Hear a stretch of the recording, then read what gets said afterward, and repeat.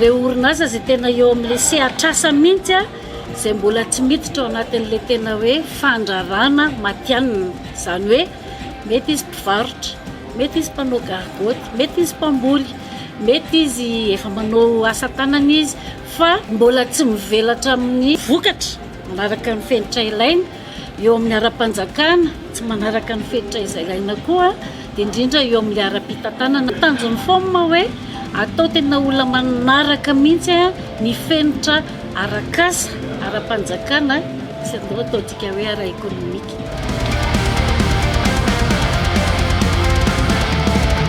Tena hoe le majinika tena majinika eo amin'ny efajato. Le salatsalany efa hoe mba efa manana tafiditra anatin'ny hoe efa manana ifstat, efa manana activité efa mandeha tena hoe mba efa mihodina eo amin'ny 500. Dia mpandraharaha rehetrarehetra ka mieritreritra fa te hanatsara ny fomba fiasa sy ny ara teknika sy ny fitantanana, indrindrindrindra araka ny lazaina teo dia hoe le tena le mbola kely mihitsy dia afaka miditra daholo. Izay mihitsy ny anjarany foamary manao fanentanana mihitsy toy ny any amin'ny pavillon, any amin'ny mpivarotra ny Ravoahangy, any Ambotry Manjaka, any amin'ny Mahitsy, any Ambotra Atsimo, manentana an'ireo tena le orinasa kely. Matetika ny orinasa le tena kely tena olona ray izy ny ao anatiny, na izy fianakaviana mifanampy izy ny ao anatiny, dia reny zany no entanina atsoina mba handrafitra ny ao anatin'ilay fikambanana.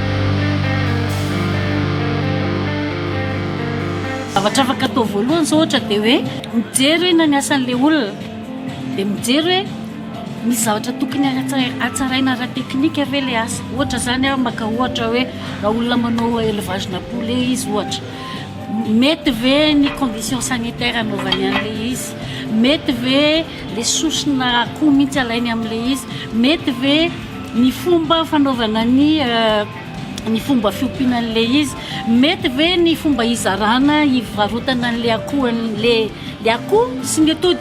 Zany hoe ao anatina chaîne production anankiray zany dia hatsaraina daholo le teknika. Zavatra tena ngeza be koa ny orinasa tena majinika dia ny fitantanana. Matetika zany mifangaro ao daholo ny volan'ny fianakaviana, mifangaro amin'ny volan'ny orinasa, dia tsy mahafantatra akory ny orinasa majinika hoe mandeha ve ty orinasa ty sa tsy mandeha, fa zay azo androany dia atao sakafo ny fianakaviana androany. Zany hoe ezahana mihitsy ny hafantatra le olona manana orinasa majinika hoe mahavoa ty asako ty, azahoako tombotsoa ty azy ty. Araka ny tenena teo hoe be dia be zareo mbola tsy tafiditra ao anatin'ny sehatra ny tena hoe ara-dalàna. Ny ara-dalàna zany le hoe formalité.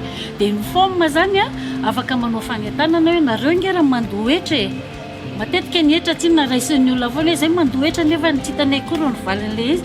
Fa misensibiliser manentana hoe raha mandohetra nareo raha manana taratasy ara-panjakana tena milamina nareo dia mety misy lalana misokatra ho anareo amin'ny fanampiana zay misy.